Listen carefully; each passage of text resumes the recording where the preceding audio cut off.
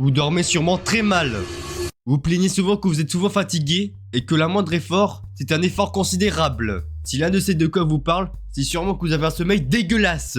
Je vous rassure, il y a beaucoup de personnes dans ce cas. Il y a quelques personnes qui sont obligées à dormir à des heures pas possibles, car c'est à cause de leur travail qui donne des horaires pas possibles, tandis qu'il y a une très grosse majorité des gens, surtout nous les jeunes, qui ont tout le temps qu'on veut pour dormir, mais nous réussissons quand même à faire 4 heures, 9 heures. Mais bien sûr, le manque de sommeil a des effets négatifs, comme ceux que je viens citer il y a quelques secondes, mais les effets les plus dramatiques viennent surtout à long terme, comme la baisse de testostérone, l'augmentation de la cortisol, affaiblissement du système immunitaire et plein d'autres. Un point qui a tellement d'effets négatifs que ça met votre santé en danger, donc votre vie. Donc vous savez pourquoi c'est important d'avoir un bon sommeil, car ce n'est pas avoir déjà ces effets négatifs, mais aussi vu que vous aurez plus d'énergie en dormant bien, et donc vous pouvez consacrer plus cette énergie dans vos projets, et donc de réaliser vos objectifs. Et maintenant, on va passer à la phase la plus importante de la vidéo, en montrant les 7 astuces qui vous permettront d'améliorer votre sommeil. Et ces astuces vont du moins important au plus important, où là, ça va améliorer votre sommeil de fou malade. Et maintenant, on commence avec le premier astuce, qui est de dormir dans un endroit calme. En effet, de dormir dans un endroit calme, c'est idéal pour mieux dormir. Et par exemple, si tu dors dans un lieu calme, là ça va. Mais par contre, si tu vis dans un appartement et que ton voisin du dessus met de la PAC à 3h du mat, là vous êtes d'accord que c'est problématique. Mais malheureusement, ce n'est pas un truc qui est dans notre contrôle. Et en plus, c'est l'un des principes du stoïcisme qui dit se concentrer sur les choses qui est dans notre contrôle. Et c'est pour ça que j'ai mis cette astuce en premier, car le bruit ce n'est pas un truc qui est dans notre contrôle. Mais de toute façon tu peux dormir même s'il y a du bruit autour, à condition s'il n'est pas trop fort. En soi, un bruit de fond. Mais par contre, si ton voisin met de la PAC à fond à 3h du matin, là c'est sûr tu vas pas t'endormir. Mais si le bruit t'empêche vraiment de t'endormir, je te conseille de prendre un casque anti-bruit. C'est un objet qui coûte pas trop cher mais qui vaut le coup. Moi perso j'en ai un mais je l'utilise pas, car j'en ai pas vraiment besoin. Mais si vous êtes gêné par le bruit pendant la nuit, là ça serait intéressant de prendre le casque anti-bruit. Puis nous passons à la deuxième astuce qui consiste à couper toutes les lumières de votre chambre quand vous dormez. Là, la lumière c'est un point qui est dans votre contrôle. Et c'est important d'éteindre toutes les lumières, car le noir ça permet de s'endormir plus facilement. Et la première lumière que vous pensez quand je vous dis ça, c'est la lumière de la chambre. Certes, ça influence aussi dans notre sommeil, mais la lumière la plus forte que vous puissiez recevoir quand vous dormez, c'est la lumière du soleil. Donc pour cette astuce, essayez de rendre la chambre la plus noire possible et même les petites lumières en éteint. Et normalement, vous optimisez un peu votre sommeil. Ensuite, nous passons à la troisième astuce où là ça commence à devenir intéressant. Et cette astuce, c'est de ne pas se divertir 1 heure avant de se coucher. Et ça, c'est le cas de beaucoup de personnes. Et la raison pourquoi il ne faut pas être diverti avant de se coucher, c'est quand vous êtes diverti, il y a de la dopamine qui est créée et donc ça rend actif le cerveau. Mais le problème, c'est que pour dormir plus facilement, il faut que notre cerveau soit détendu. Donc vu que notre cerveau est actif à l'heure de coucher, donc on prend plus le temps à s'endormir et donc on a une bonne qualité de sommeil. Donc pas de stimulation 1 heure avant l'heure de coucher. Et je vais revenir à notre truc. Est-ce que vous êtes d'accord quand vous divertissez?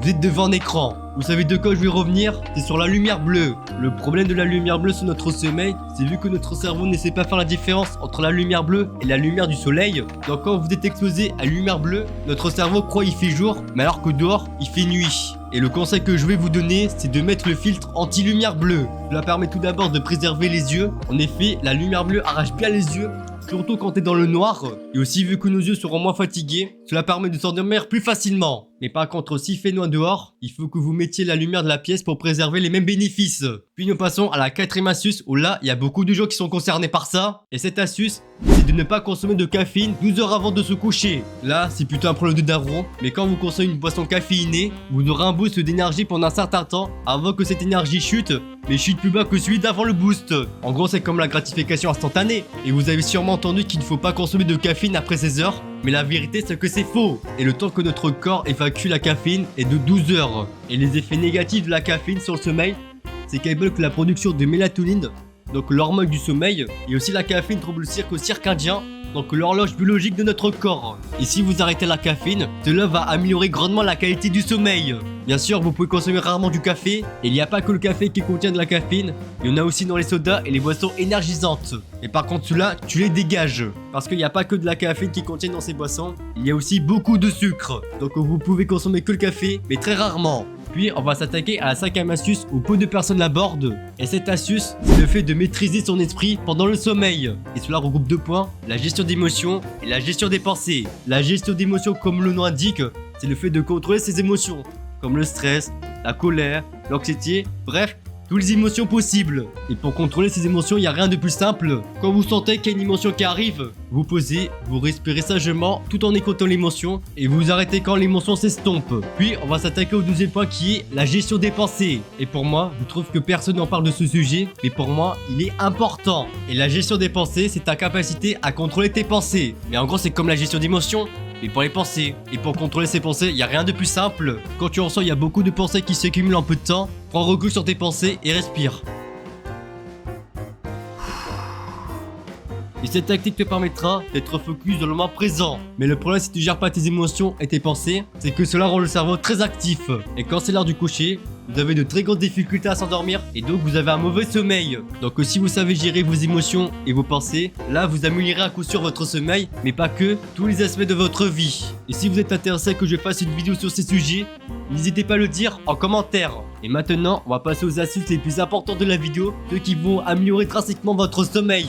Puis nous notamment la 6ème astuce qui consiste à avoir un sommeil régulier. Et pour la faire simple, fixe-toi un réveil de coucher et de réveil. Car en faisant ça, ça va entretenir le cycle circadien et donc au final, vous aurez un meilleur sommeil. Et pour que vous trouviez votre heure de coucher et de réveil, il faut respecter plusieurs paramètres. Et le premier paramètre à prendre en compte, c'est qu'il faut minimum 9 heures entre l'heure de coucher et de réveil. En effet, quand vous êtes dans votre lit, vous vous endormissez pas tout de suite. Mais bien sûr, cela peut être optimisé. Mais bien sûr, il ne faut pas confondre heure de sommeil et heure dans son lit. Et cela s'appelle l'efficacité du sommeil. Plus ton sommeil est efficace, plus tu as une bonne qualité du sommeil.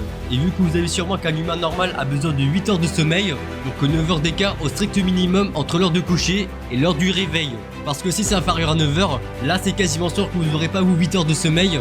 Plus vous dormez moins, ou plus vous serez fatigué. Et puis l'autre paramètre à prendre en compte, c'est la fiabilité de cet horaire. Mais il n'y a pas que la quantité du sommeil à prendre en compte, mais aussi sa régularité. Par exemple, si vous faites minuit 10 heures, et que le jour suivant vous faites 22h 8 heures, et que le jour suivant vous faites 23h 9h30. Est-ce que selon vous, vous serez en forme après avoir couché à ces horaires? Bien sûr que non, car vous n'avez pas entretenu votre cycle circadien. Et c'est pour cela que c'est important d'avoir un sommeil régulier. Plus tu respectes tes heures de coucher et de réveil, plus tu seras en forme. Donc un autre point à prendre en compte pour trouver vos heures de coucher et de réveil, c'est assurez-vous que vous pouvez tenir ces horaires sur le long terme. Mais si par malheur vous dépassez l'heure du coucher, surtout, n'avance pas l'heure du réveil. Parce que si tu avances ton heure de réveil, de 1, vous déréglez votre cercle circadien et de 2, vous endormirez mal la nuit suivante. Et si par contre vous réveillez toujours à la même heure, déjà de 1, vous préservez votre cercle circadien. Malgré que vous êtes fatigué pendant la journée suivante, vous serez en forme. Et maintenant, on va finir avec l'astuce la plus importante de la vidéo. Et cette astuce, c'est le fait de mesurer son sommeil. Oui, on peut mesurer notre sommeil. Mais si vous ne mesurez pas votre sommeil, vous savez pas si vous avez fait une nuit de qualité ou non. En gros, c'est comme le lanceur de javelot. Si pendant l'entraînement, l'athlète ne note pas ses performances, là c'est sûr qu'il ne progressera pas. Mais si par contre à chaque lancer, l'athlète note sa performance, là il va vraiment progresser. Et c'est pareil pour ton sommeil. Si vous n'avez pas de mesure, vous ne saurez pas si vous avez fait une bonne nuit ou pas. Et le meilleur moyen pour mesurer son sommeil, c'est d'investir sur une montre connectée, comme ceci. Et c'est le meilleur moyen de craquer votre sommeil. Et dans ceci, vous aurez plein d'informations sur votre sommeil, comme bien sûr la qualité du sommeil, mais aussi vous aurez votre vrai temps de sommeil, avec aussi la durée de chaque phase du sommeil. Et c'est vraiment le meilleur investissement que vous puissiez faire sur votre sommeil. Mais par contre, il faudra un peu de budget pour l'acheter. Et c'est sur ça que termine cette vidéo. Et si cette vidéo vous a aidé, n'hésitez pas à liker la vidéo et à partager à ceux qui en ont besoin. Et si vous aimez bien mon travail, n'hésitez pas à s'abonner à ma chaîne. Et je vous fais des gros bisous.